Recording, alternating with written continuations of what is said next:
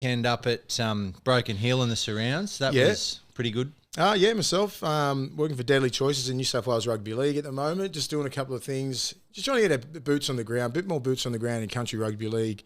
I was been up in Gundawindi, been out in Tamworth, and now Broken Hill. Just to try and, just to talk to the community. Try and give, some of these kids a little bit of hope. Knowing that even though they are, 14-hour drive from Sydney, just give them hope, just to say, look, people are always watching. If you do have dreams to either play WNRL, Rugby Union, Rugby League, like if you really want that dream, you can get it. I'm doing it with Rennie Matua and Nathan Blacklock. And we're just trying to make a difference. If we go out there and we visit schools and, do coaching clinics and stuff like that, and you reach one kid, you know what I mean? You're doing your job, aren't you? Just that one kid who needs just a little bit of a spark in his head to be lit, and then it becomes a fire.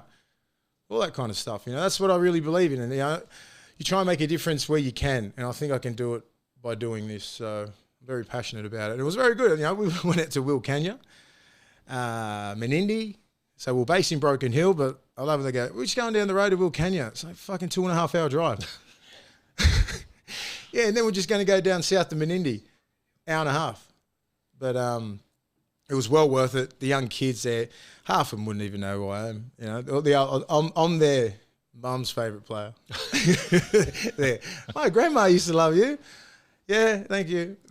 I think. Yeah, it's good. I mean, it's very fulfilling. I mean, the other option I could have went to was the Magic Round, but yeah, too many football players in one place for me. Mate, you're doing a lot better job than going a Magic Round with you doing. Going around to those communities and being able to have an impact on those kids' lives is wonderful. Yeah. I know something you enjoy. I honestly don't think players really understand the impact that you do have out in the country. Broken Hill has never seen me in person, only watched me play. I'm well retired now, but even current players, imagine if a Tedesco or Kalen Ponga or someone went out there. I think we do enough with the game, the country rugby league, but we could do a hell of a lot more. Yeah. Talking to those the players out there, AFL are putting way more money in. Their ovals are a little bit better. They get gear, they get footballs, and I think our governing body, can we do more? We can always do more, because they're battling out there. They can barely make teams. They've got to travel 2 or 3 hours to get a game. People are just switching to AFL out in the country. That used to be rugby league heartland out there. It's quite alarming to hear those sort of comments when I was out there. Yeah, no one plays league out here. No one plays. We play AFL. I was just like, what about union? What about league? No. At least 70% is AFL out there. Yeah, well, I mean, that's probably one of the saddest things I've ever heard, because AFL is the lowest game in the world, and I just think someone needs to save these children from themselves if that's what they're getting into, because it's probably worse than drugs. But anyway, Magic Round... quote, unquote. Magic Round has been and gone. The most magic thing about Magic Round, Will, was probably the fact that the referees decided to make players disappear about every 10 seconds. There was, you're off. I like what you've done there. You like that? I just thought of that then. Yeah. Look, there's been a massive hoo-ha about this whole thing, and I guess it's hard because I can see it from both sides. We're big on protecting players and making sure that players are looked after, both when they're playing and after playing. And these aren't new rules. You can't go and tackle someone in the head. That's part of the game. All that the referees really were told to do over the weekend was actually enforce the rules that are already there. What they have obviously done is they've come into it too hard. So they've taken a couple of those send-offs were genuine send-offs, and a couple were just dog shit interpretations of a law. The problem's not with the law itself. The problem's with the interpretation, in my view. There's been a lot of things said about it over the last little while. You're obviously from an era where this wasn't the case. Do you think it's a good thing, a bad thing? Does it need to be worked on? I think the players and coaches just worry about the consistency. And why on earth would you go out just for one weekend and just it's like a blitz, you know what I mean? Like when the cops go out and try and just get everyone for DUI. You know, it's something like that. Let's just hammer it.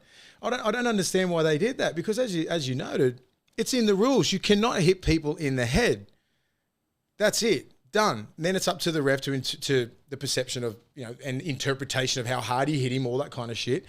These refs study the games all the time. And what I looked at, and I was like, there was a couple of send-offs, 10 in the bin, max, I think, a couple of times, but not the slipping off the shoulder and hitting in the head. That's just human error. You got to understand, if it's intent to hit to the head, if it's a grade 2 in your head, they have grade 1, 2, and 3. The refs in their head, they know what grade it is.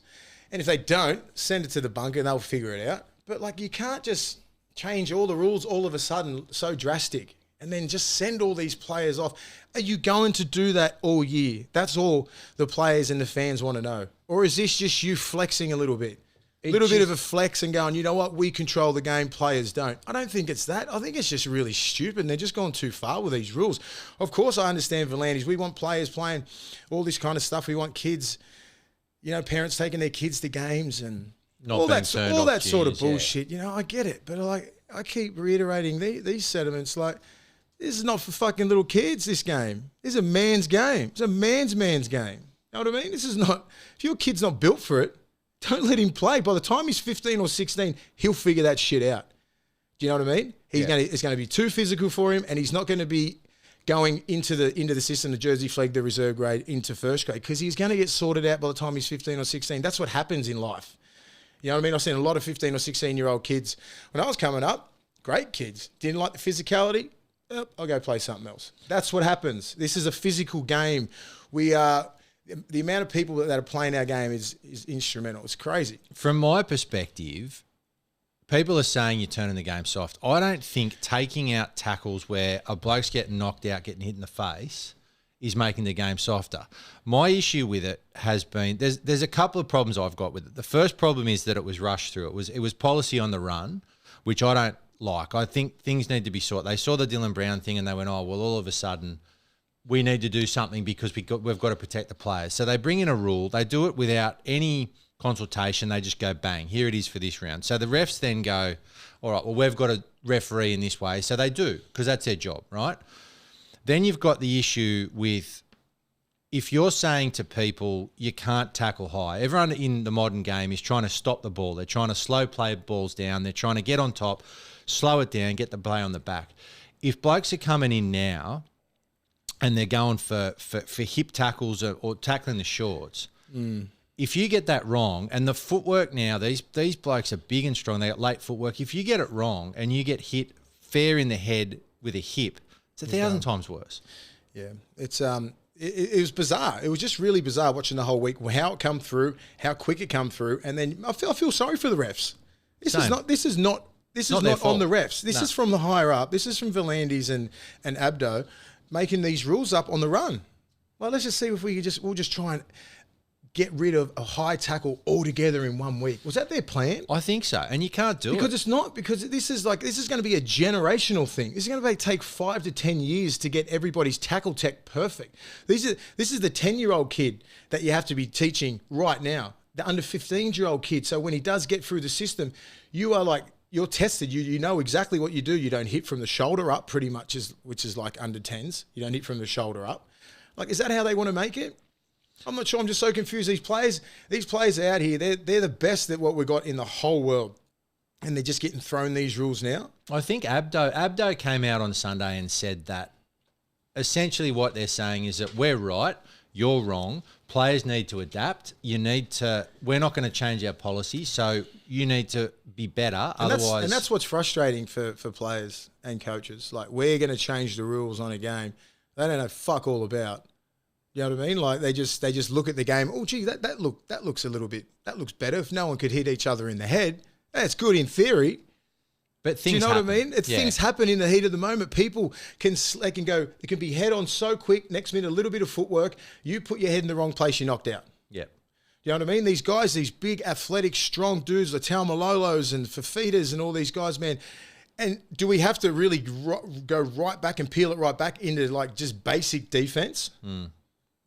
We all know how to tackle, some better than others, But like these guys are big and strong and fast, and your head's going to get in the wrong way. I totally get it. Protection of the brain. I've been adamant about that for years.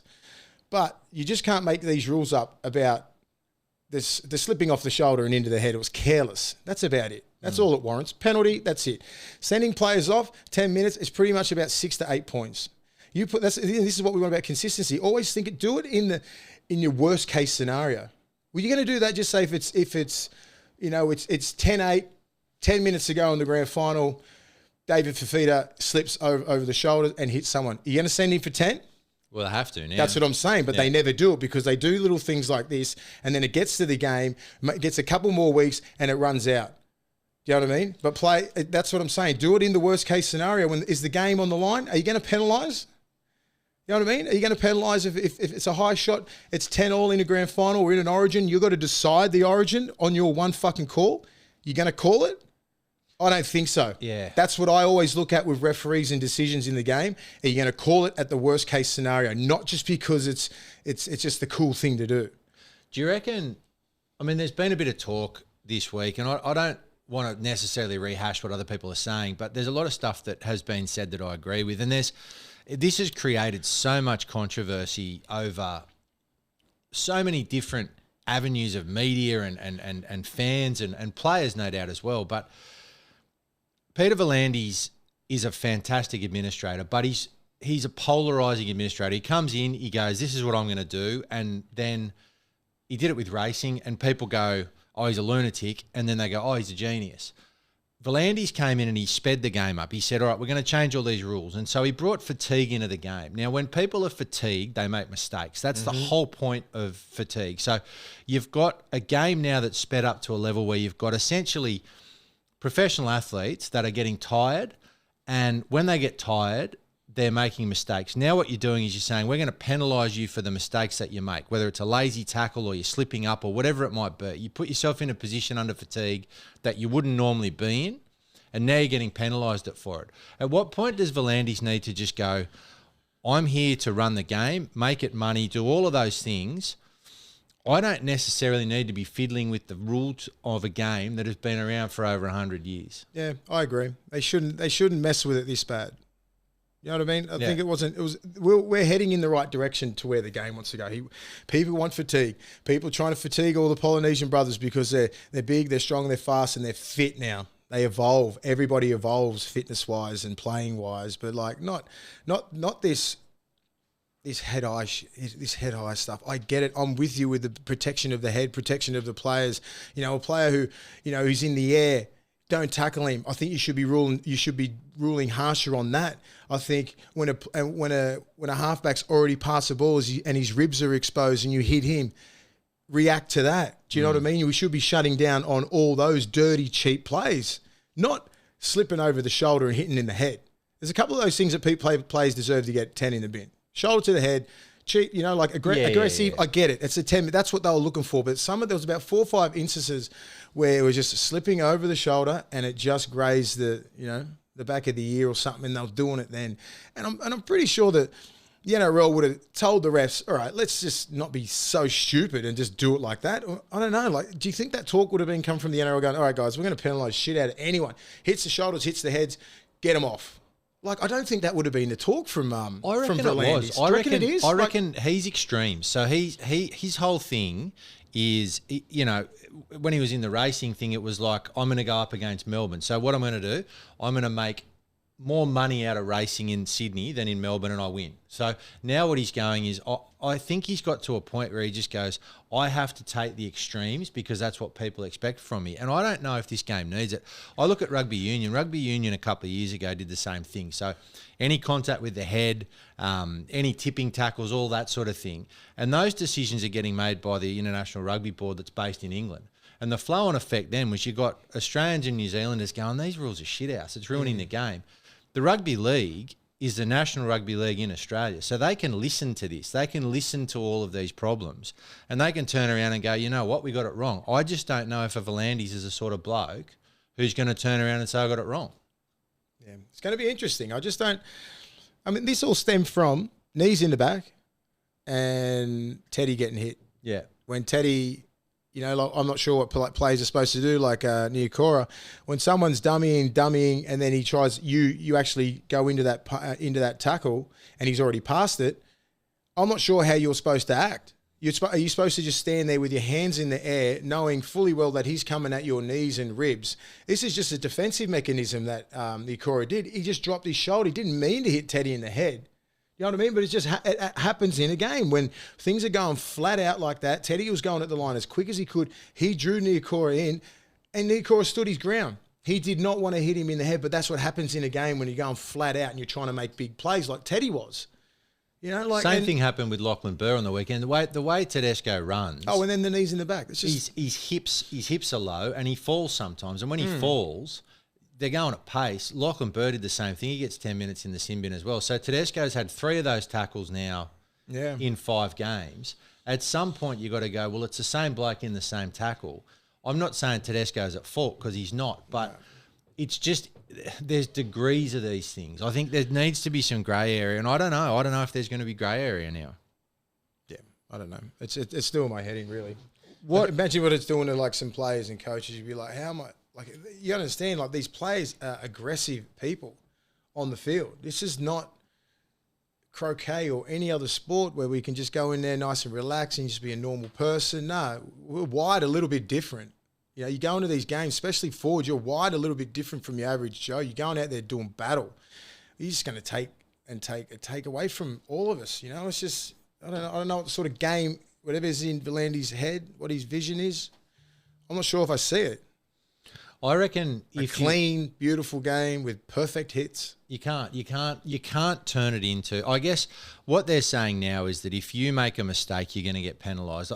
The thing is as well, it affects teams. Like if one bloke makes a mistake, as you say, it's probably 6 to 8 points. So do you then say, all right, well, you're not going to get sin bin, but for any contact to the head, it's an automatic 1 week suspension, and that way it doesn't penalise the side. It just penalises the player individually. I mean, it penalises the side indirectly the week after, but at least they can prepare for it. I don't know. I just think the most disappointing thing about all of this is the fact that everybody's now talking about rugby league as a basket case again in terms of the administration side of it. Like, I don't know. It was all praises last year because we're up and running. Yeah. I don't think the game's broke. We don't have to fix it with these drastic rule changes. I mean, as I said before, I get it. Protect the head, but don't go this far. Do you know when you were playing, did any player ever go out? And honestly, did anyone ever say, I'm going to take that bloke's head off? Like, I'm literally going to go out. Is that serious? Yeah, I'm serious. Like, that gets said a lot. But actually, like, there's a difference between saying it and then going, you know what, I'm going to go out there and I'm going to actually go into his head. Oh, go into, Like, that's just figure of speech. Figure of speech. But would anyone when you were playing, did anyone actually go out there and go, you know what, he's their best player, I'm going to actually. It would never be a cheap shot. It would be like, you'd be one-on-one, man-on-man. You'd be like, I'm going after this C word. And I'm going to go hard. Yeah. You know what I mean? There was a lot of talks when the forward packs that I've been involved in Australia, New South Wales, Bulldogs, Knights. Yeah, there's a lot of talk, but not the intentional trying to hurt the dude. You just want to hurt him legally. Impose your will out there and just beat the shit out of him pretty much, but I don't want to hurt the bloke. No. There's no intentional hurting when you're going to, there was never ever any talk, I'm going to go out there and just break this guy's jaw. Take his head off. No. Yeah, actually like, take his head off. The talk's like, take his fucking head off. That just gets said. It's a figure of speech. Just go out there and just be really aggressive pretty much. Yeah. Because I look at it now and I think the way that last week it looked as if what they're saying is that these people were trying to do it deliberately and they're getting penalised for – I just don't think that's the case. So what happens this week? Do players this week, do you see a change in tackle technique? Do you see blokes – Yeah, 100%. Like there's 400 send-offs. You have to. You're going to let down your team, aren't you? Like, you know, if you're a person who give away, like, just say, I don't know, 2 or 3 penalties a game, you'll be looking at your tackle tech. And if you are, most tall guys will be looking. Tall guys don't really want to tackle low. It's always around about the ball and up. You know what I mean? Like some big guys playing our game. But it's, I don't know. What do you do? Well, that's the thing. And I think this week, if it'll be really fascinating this week to see how the players react and what coaches do. And there'll be people. There will be a lot of players just be like, "No, I'm just going to hit from the armpit down." There'll be no decent hits. Could be quite a big blowout. Like there could be a lot of points. What about the blowouts? Yeah, the blowouts are average. Is this like, have they just been so reactive to, some media outlets just saying, it's going soft. It's the points are getting scored. There's too much of a difference between first and 16th. Are they trying to think that this might even it back up by penalising the shit out of someone? It's not. It's not. Yeah, I don't know. I just don't understand where this all come from. I just don't. I reckon it's just been designed to try and solve a problem that can't be solved in one weekend, and I think it's backfired. We're on Twitter. For everyone who follows the show, they know that we do a Twitter game every week, and it was interesting this week because there was more anger about this rule than I think I've seen. Yeah, the fans weren't happy. They were not. They're blowing up, and I get what they're saying about the game going soft. The game's not soft. Like these blokes are strong, definitely tough not human soft. beings. But it's the rules that are interpreting that. Yeah, you know what I mean. Like these players are going out there trying to play as hard as they can. And then if you've been exposed to rugby league in the last 20 years, you can see a distinct change in it. You're like, what? That would have been let go like 5 years ago. So if you're a fan the last 20, 25 years. That's the late 90s, 2000s, 2010s, now the 2020s. The game has changed. It's evolved a fair bit. It's aggressive as hell. Everybody's so fit, strong, fast, all that kind of stuff. And, I think the game's played pretty fairly. There's not, obviously a little bit more cheap shots because of that fighting rule. If they didn't get rid of that, I don't think we'd be talking about this shit. Everyone should just punch on. Not condoning fighting. I am.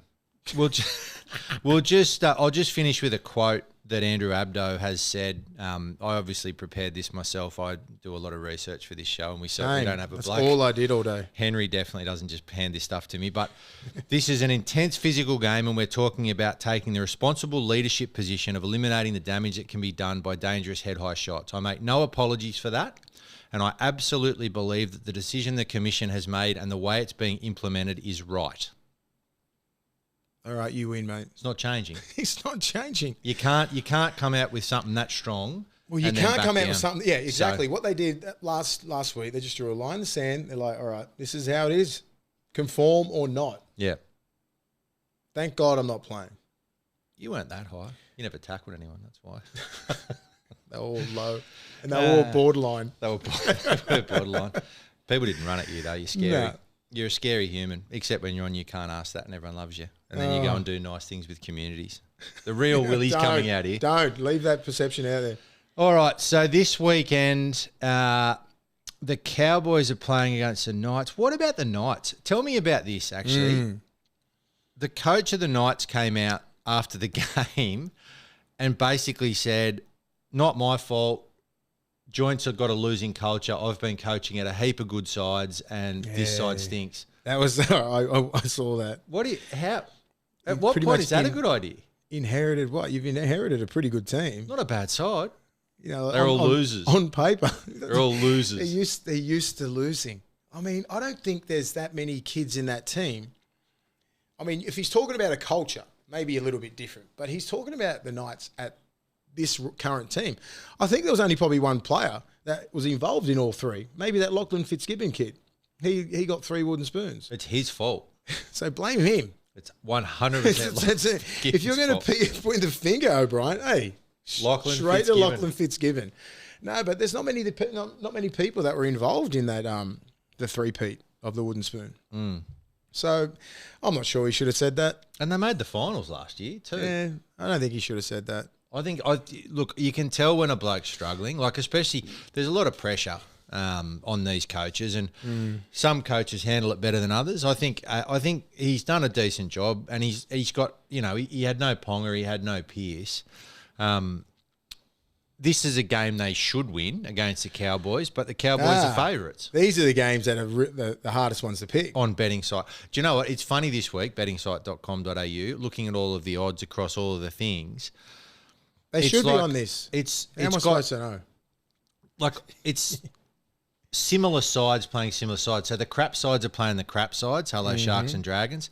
Titans and Bulldogs. The good sides Tigers. are playing Rabbitohs, Panthers, Eels, Sea Eagles, and then you've got the mid-range ones that are playing as well. So it's a difficult round because they're all. I'll probably get 8, but like I'm not sure. You blokes might get about 4 or 5. I think.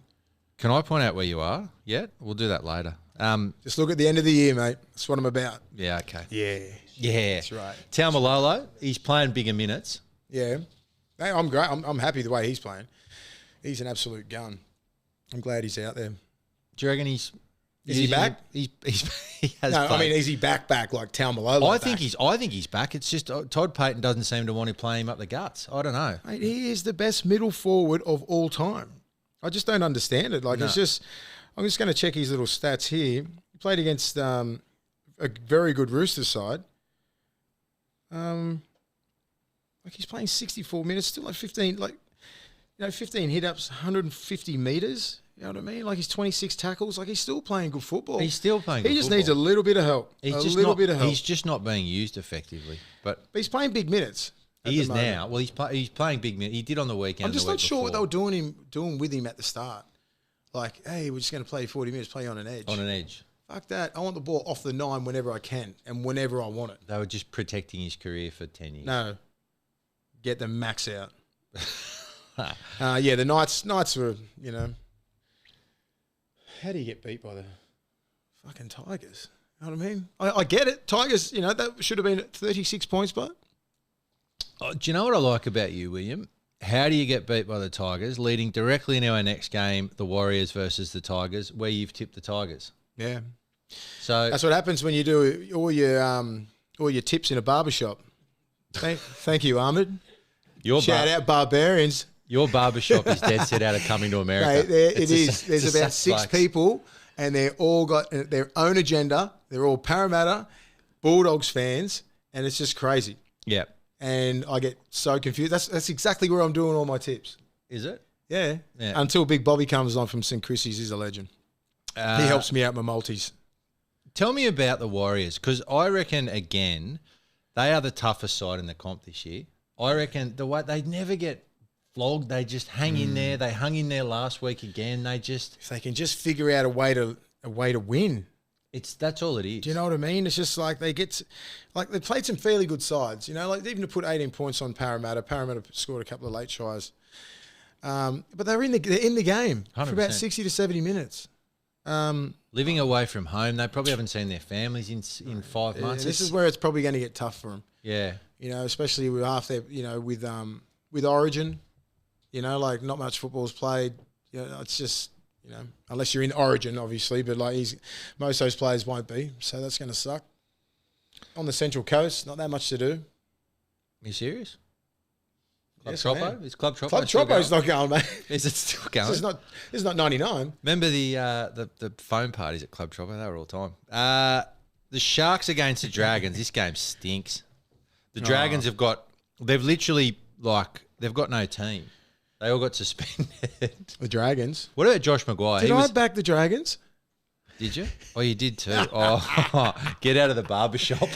Wow. Get out of the barbershop. I tell you what, though, Josh Maguire was $1 with bettingsite.com to be sent off last weekend. That was bullshit too. He was straight away. What's a drop tackle? What is that? Oh, it's when just say if they're running away from you, try and grab the hips and you drop your hips on the back of their legs. Do you reckon he did it on purpose? I don't think he did it on purpose, but I'm pretty sure it's going to be the last time anyone does it. I think that's fucking. If you deliberately do that, you shouldn't. You should be rubbed out. Yeah, you should be. I just longer than a little head high. I didn't see it that time. I watched it. I don't think he meant it. It was just part of it. Was just the tackle gone sort of wrong. But what happens is, if you're facing that way, I'm trying to get you from behind, and then I drop my hips on the back of your legs. If it was on purpose, it's on purpose. It's a dangerous move. Yeah. Very dangerous. I used to flop all over the place. Yeah. I was just tired.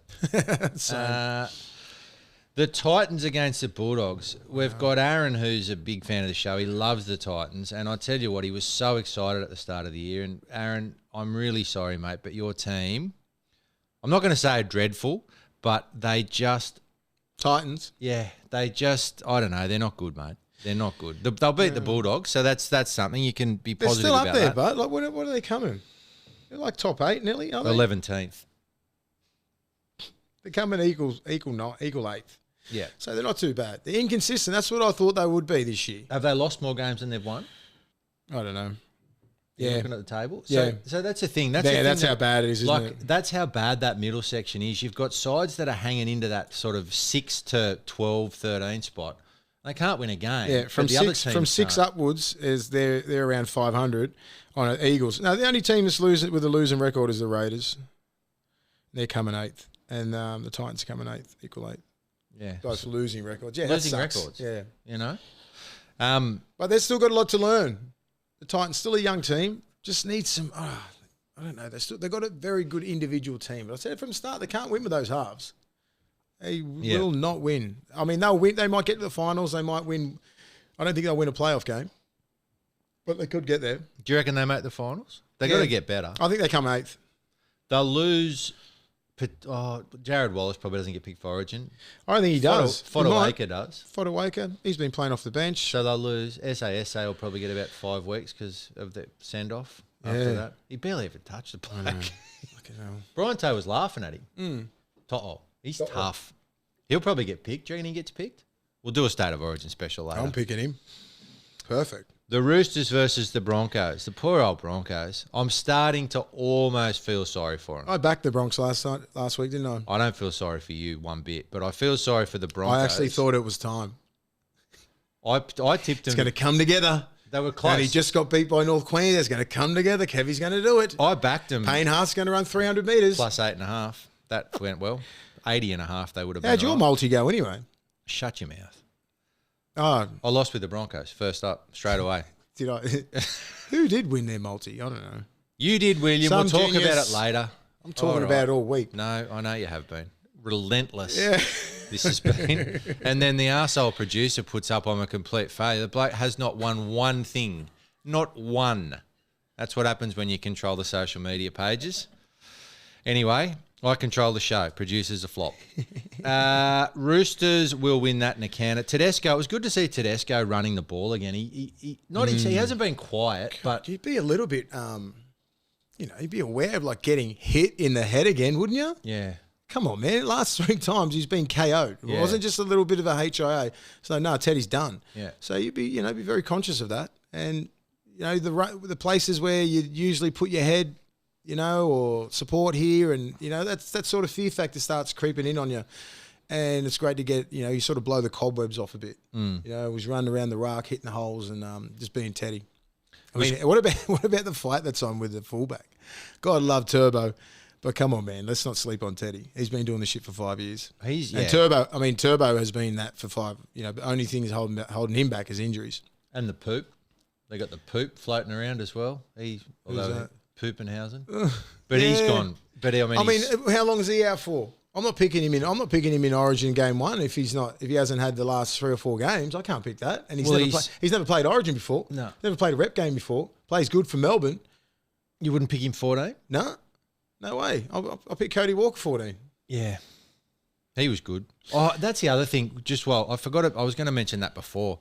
What about, and I don't blame Cody Walker for this at all, when he I think it was Townsend, he got tackled at the back and then he went, and they went, crush a tackle. And they went back for the penalty. He never even touched him. I was like, and as if players aren't doing that. Oh, people at home, when these penalties, if you touch people, players know, coaches know, because refs come around and they say, this is what we're going to be cracking down on this week. This is what we're cracking down all year.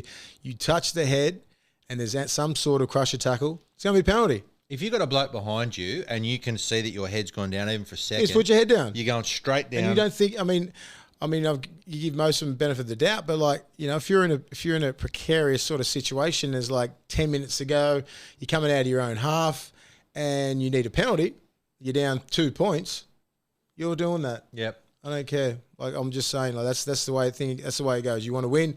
People, when you get put in that position and that situation, you're doing anything to win. Storm keep winning. Storm Raiders. I feel sorry for the Raiders. Yeah, man. Now they won. They got no players left.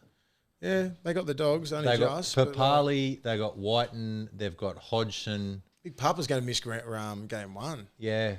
Good for us. That probably puts Wallace in, who we were talking about before. So that Yeah, that's affects what I the was saying. Titans. Yeah. You've thought of that already. I actually did because I was talking to someone on Instagram today. Yeah, on Instagram. Because I was like, Mr. Social. Because I asked, I said, why would you put Jared Wallace ahead of Parley? He goes, he's suspended. So there you go. Well, there you go. You learn something every day on Instagram. Just crazy shit all day. I learned I'm a complete failure on Instagram, so that was nice. The Rabbitohs playing against the Panthers. This is a cracking game, but as a result of the Panthers being so good... By the way, why is this at 2 o'clock on a Sunday? Because the Channel 9 bloke picking the games needs to be sacked. Although someone... Why aren't they Thursday night just to get this whole bullshit Magic Weekend fiasco behind us? Who is doing this shit? The Cowboys versus the Knights. Whoever did the roster for this week, sacked. Matt Parrish, sack.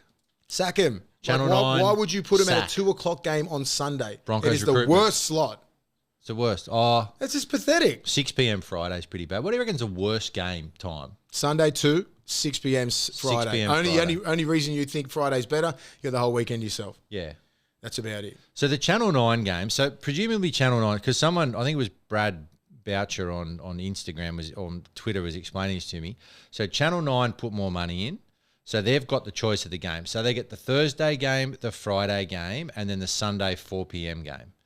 But Foxtel, like, you can't tell me that Channel 9 chose the Cowboys versus the Knights, did they? They must Sack the have. bloke. He's gone. Sack everyone. Sack everyone. That's pathetic, but this is the game of the year. You can't understand It's the game of the decade. When you're doing the rosters and stuff like that, and you go round 11. Yeah, these two teams were top 4 last year. Pretty sure they're going to be all right. Come round 10, 11. Now let's put them at fucking Sunday game. The So death no game. one. Yeah, let's put them on the worst one. Good work, guys. Great work. But the Cowboys are good. They came second last or something last year. And the Knights, they finished 8th. That's a cracking game on Thursday. Hey, Sharks and Dragons. Perfect game for Friday. Was that the... Yeah, don't worry about the... Oh, this bloke's Don't unemployed. worry about the Rabbits and Panthers. Terrible, terrible game. The Sunday 4 o'clock game.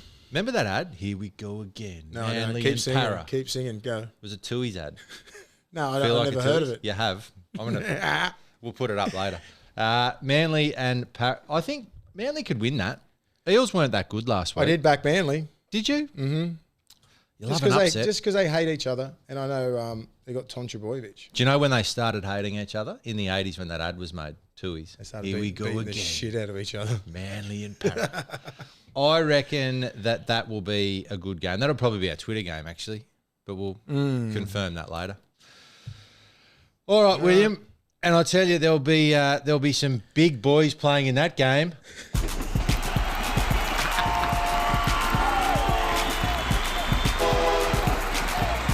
Willie's Big Boy. All right, let's go. Now, I want to explain to everybody how I do pick this, and why it's called Willie's Big Boys. Obviously, I used to play in the middle. I know what happens when you are in the middle, how hard you've got to work. I look at the other teams. I look at the opposition. I look at their forwards. When I look at defense, I look at how many meters the other front rowers sort of make, because this is the only sort of positions where you are man on man. You can stop your other front row you can actually get in the middle and move around and go, all right, well, I need to stop Campbell Gillard from getting over 100 meters. He needs to stop me. You know what I mean? That's how it goes. So you can really measure it. And I don't just say if you're a bottom feeder forward pack and you're playing in just say like South Sydney or Penrith or something like that, I don't really rate it that much, because I know how hard it is. I know most of these games are hard regardless in the middle, but then I look at the opposition. When you're playing the Warriors, I go, damn, they're always up for it. If you're playing against Penrith, you're making over 100 metres, I get you. You're playing some good football. So my first vote, I just wanted to tell people at home, and just so they understand my thinking, I just don't go, oh my God, he made 220 metres against fucking Bulldogs. You're very analytical. You know what I mean? Because I know exactly. I know if you've taken four hit ups off kickoffs, off dropouts. You take 4 or 5 of them, it's 100 metres easy. Yeah. That's why I look at back rolls, their numbers big. If you're getting over 100 metres as a back roll, you're not getting any of that ball. You're getting just off the 6 and getting in there doing your own tough stuff. That's why I love that Isaiah Papali'i, the young kid from Parramatta. He's been making a lot of metres. Anyway, my first vote goes to Marty Tapau. I thought he was outstanding last week. I mean, just to see the play. I know he played against the Broncos, but the Broncos have got a good pack. They got Lodge, they got Payne Haas, their back row is stacked, and they just work hard.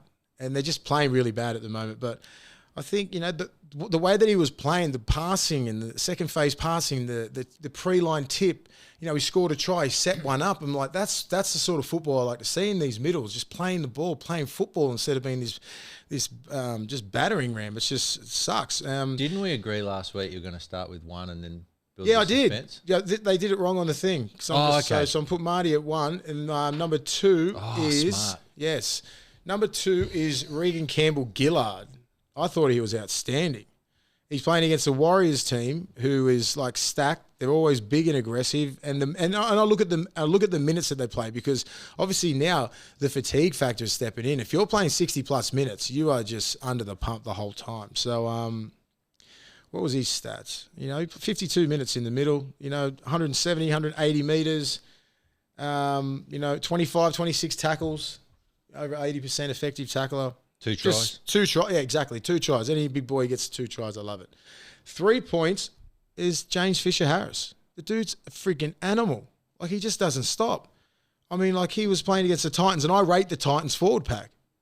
They don't defend that well out wide, but I rate that forward pack. I'm looking at his stats here.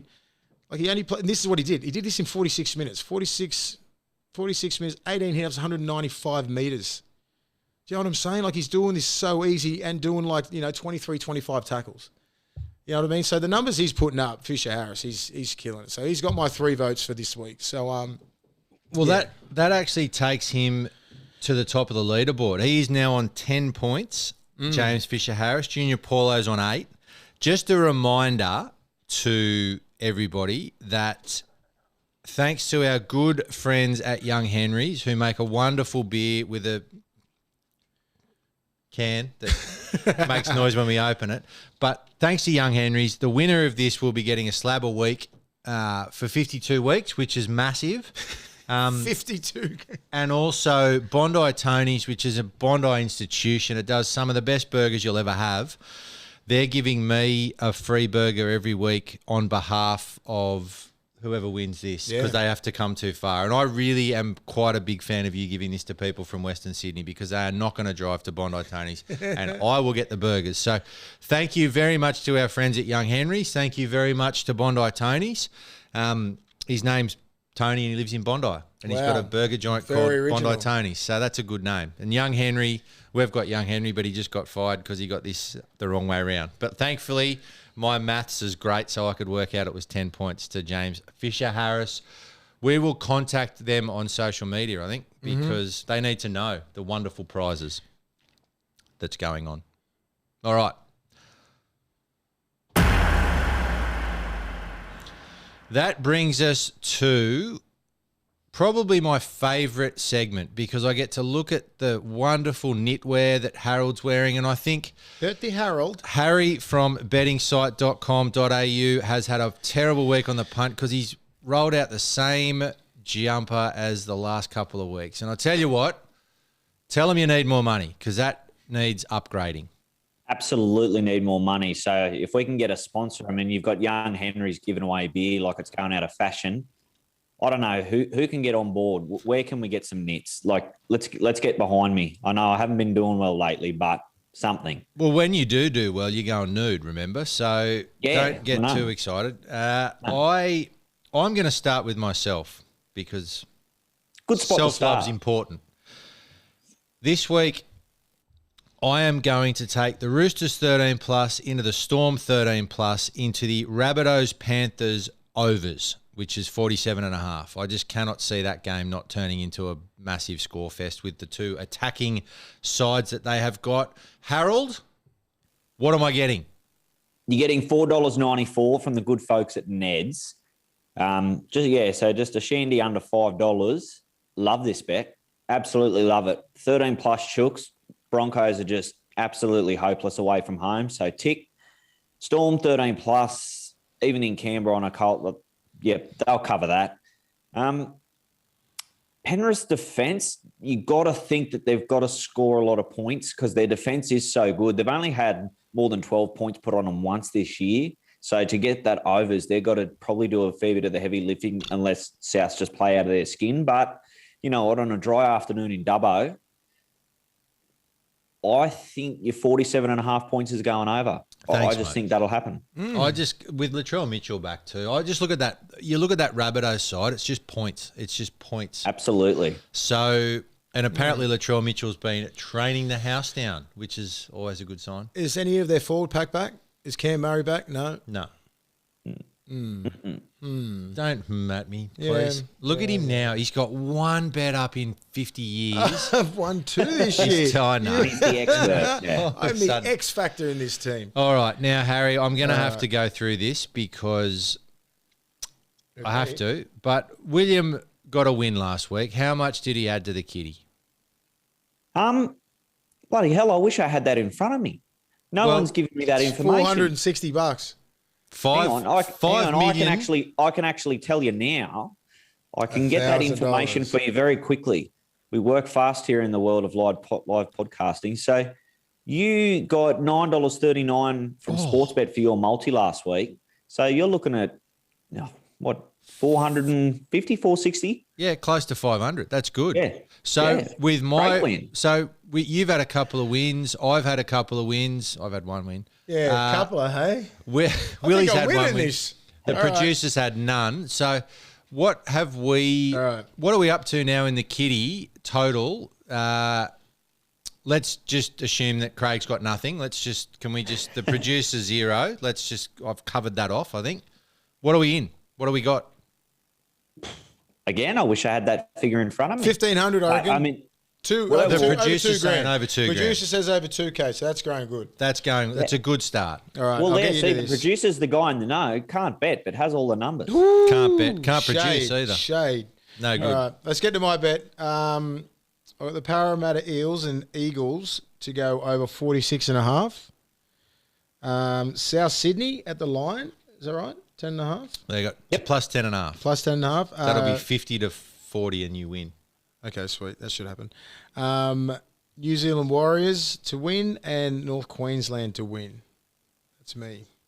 Yeah. Look, Willie, I can't really argue with you here. At Ned's, they're giving you $8.56. That Eels-Sea-Eagles game, that's going over. Absolutely. 46.5 points is not enough. Too much attacking talent from both teams. Dry track at Bankwest Stadium. See you later. That's happening. The Rabbitohs stay within 10.5 points. I think a lot of people would probably scoff at that, but the last time these two teams played was that preliminary final last year, and it was 3 tries each. It was only the boot of Nathan Cleary that was the difference. So I actually think there's a real chance at that 10.5. You get the tick there. Warriors taking on the Tigers. Well, the Tigers played so well last week, and it seems that they only show up to play the Knights this year. So Warriors specials. And, I think the Cowboys are specials too. They have the short turnaround, but they're back at home against a pretty crappy side. So $8.56. Can't argue against that at all. Well done. Yeah. All right. Well, the producer, do I read this out? Because it's no chance of winning. Obviously. I reckon it might be. I mean, history dictates this bloke's got no idea. And you know the best Back thing? to the horses, I reckon, producer. Yeah, he's a gun on the horses. He's an AFL expert, and then all of a sudden he's had anyway, can't win. He's been unlucky. Has he though? Last week, some team got beat. They lost 50 and they won. You didn't laugh. So we've got Essendon, Western Bulldogs, Melbourne, and Fitzroy. And the South Melbourne Swans and the Brisbane Lions. No, he's got Essendon, Western Bulldogs, Melbourne, and Hawthorn. They're all teams in the AFL. I think he should be really confident in the Bulldogs and the Demons. Demons are 9-0 in the AFL, having an absolute cracker of a season. So Hawthorn, their best year's certainly behind them. They're going to struggle again.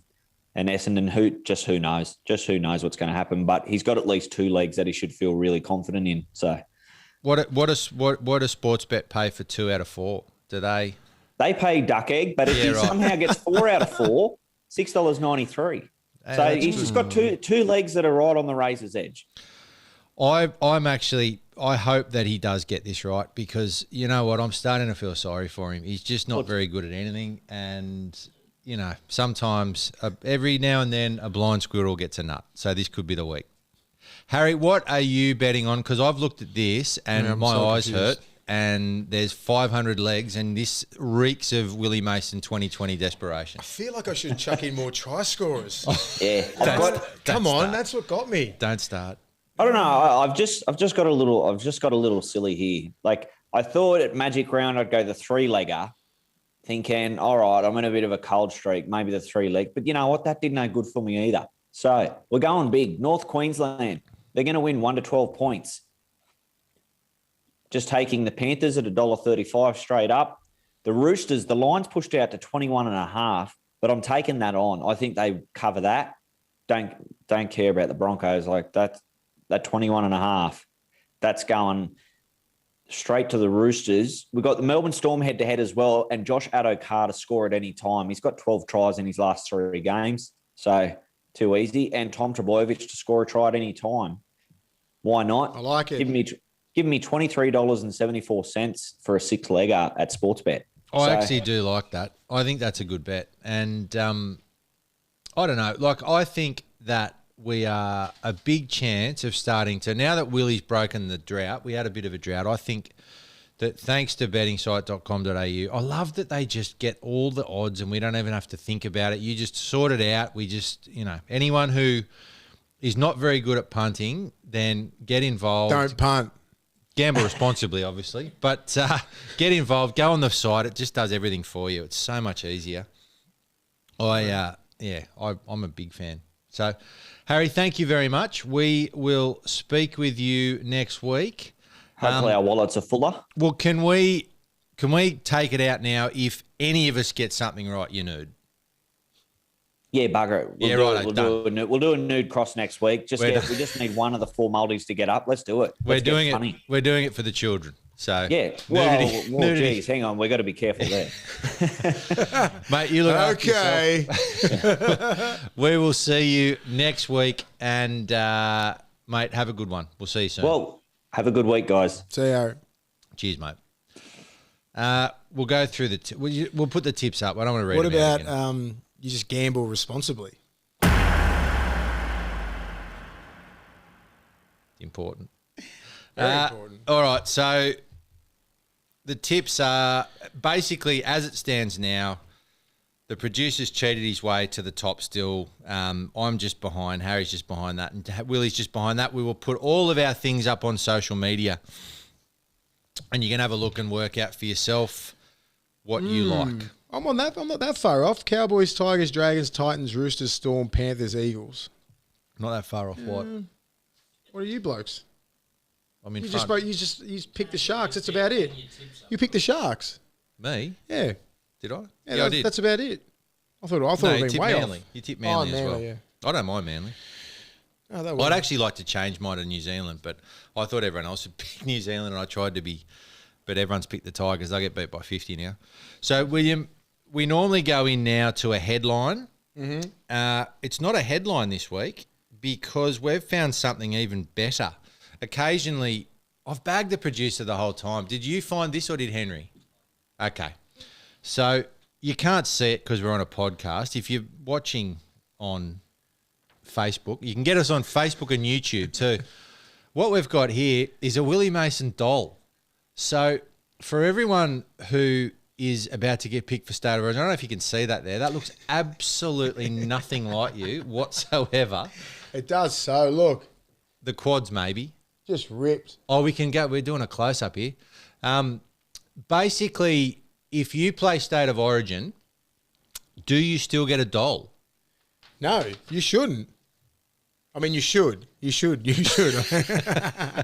just one of a kind. I think that was one of Sammy Ayoub's little things. I think it was like 2006. It was Jonathan Thurston and Greg Inglitz's. It was great. I think they picked about maybe 10 players to do it. And I was one of them, so it was good. Every time I was in Menindee on the weekend, and one of them had a proper doll like that, brand new. Yeah. I put it on my story. You don't even follow me. It's terrible. I don't go on social media. No, You know but that like- I'm contractually obliged that I have to do. No, but Twitter. I just laughed my ass off. So There's a proper whole thing. did you have one? Did you get one of these as part? Like when you went into camp, you I got think your I mean kit? my brother and oh no, that was not from New South Wales Rugby League. So was that? That was an off sort of thing where someone just made a shitload of money off. Did you get some coin out of it? Not much, probably about 10, I think. That's all right. It was all right. I mean, I didn't care. I was just you're gonna make the doles anyway. We haven't got much of a say in it. Here's some money. Can you just explain to me what sort of a human being would buy a doll such as this? And once you've bought it, what would you do with it?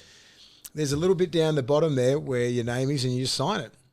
That's it. So you sign the bottom. Yeah, you sign the bottom, so you get they're all collectibles and stuff. So they didn't really make that many of them. I can see why they wouldn't have made that many of them. What are you looking at? You're looking high there. I don't know. That looks genuinely nothing like you. I don't know who made that doll, but that was a bit of fun. that was good. It's not a headline, but I tell You you haven't what. played Origin unless you got your own figurine, all right? That's what's up. Do you reckon blokes used to just run them into each other? Like when we had wrestling when we were at home, get the ring and stuff like that, and it's like have King Kong Bundy and Get just a like Willie the Mason and a Shane Webke. me and Petro and Ogre and oh god, imagine. The world is a strange place. I must say I'm glad. Can we still buy these, Craig? We can. We're getting one. Apparently, We need to sit it right there. you can get a bobblehead too. Yeah, oh, $50. $50? Come on, Is this a I didn't get collector's anything. item? Collector's item. They will be. They should be. I hope so. All right. Well, thank you for tuning in. If anyone's got a doll, then let us know. Don't bring one of your dolls in. The blow up types. So I would like to thank everyone for listening. You've got a rate, review. Subscribe. Oh, we're twins. Look at that. We did that together. Yeah, we love it. Remember, we're on YouTube as well. We're on YouTube, Facebook. We're everywhere. We're big in the States. We're big in Romania. We've dropped off in Romania. See you next week. They'll be following Willie more and more. Back in the NRL is Willie Mason. I've forgotten how big Willie actually is. Perhaps the presence of Willie at the pan. I'm a 25-minute man. Plus. Oh, you got skill, son. Uppercut right hand by Big Willie. Too fancy for you. You've been listening to The Take with Willie Mason and co-host Ian Byrne. Produced by Craig Trewick, recorded and engineered by Zig Parker of Green Room Sydney, and presented by the Handshake